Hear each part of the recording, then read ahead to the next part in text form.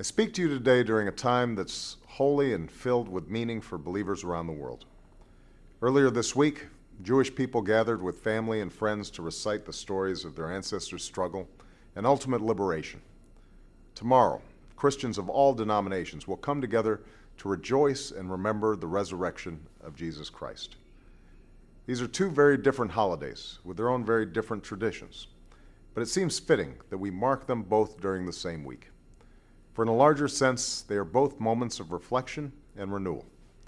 They're both occasions to think more deeply about the obligations we have to ourselves and the obligations we have to one another, no matter who we are, where we come from, or what faith we practice. This idea that we're all bound up, as Martin Luther King once said, in a single garment of destiny, is a lesson of all the world's great religions. And it never has been more important for us to reaffirm that lesson than it is today, at a time when we face tests and trials unlike any that we've seen in our time. An economic crisis that recognizes no borders. Violent extremism that's claimed the lives of innocent men, women, and children from Manhattan to Mumbai. An unsustainable dependence on foreign oil and other sources of energy that pollute our air and water and threaten our planet. The proliferation of the world's most dangerous weapons, the persistence of deadly disease, and the recurrence of age-old conflicts. These are challenges that no single nation, no matter how powerful, can confront alone.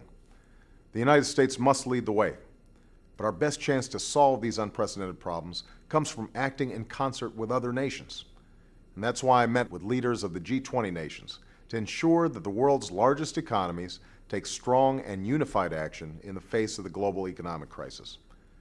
Together, we've taken steps to stimulate growth, restore the flow of credit, open up markets, and dramatically reform our financial regulatory system to prevent such crises from occurring again. Steps that will lead to job creation at home. It's only by working together that we will finally defeat 21st century security threats like Al-Qaeda.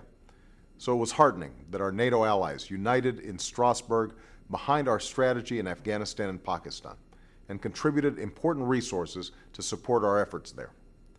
It's only by coordinating with countries around the world that we will stop the spread of the world's most dangerous weapons. And that's why I laid out a strategy in Prague for us to work with Russia and other nations to stop the proliferation of nuclear weapons, to secure nuclear materials from terrorists, and ultimately to free the world from the menace of a nuclear nightmare.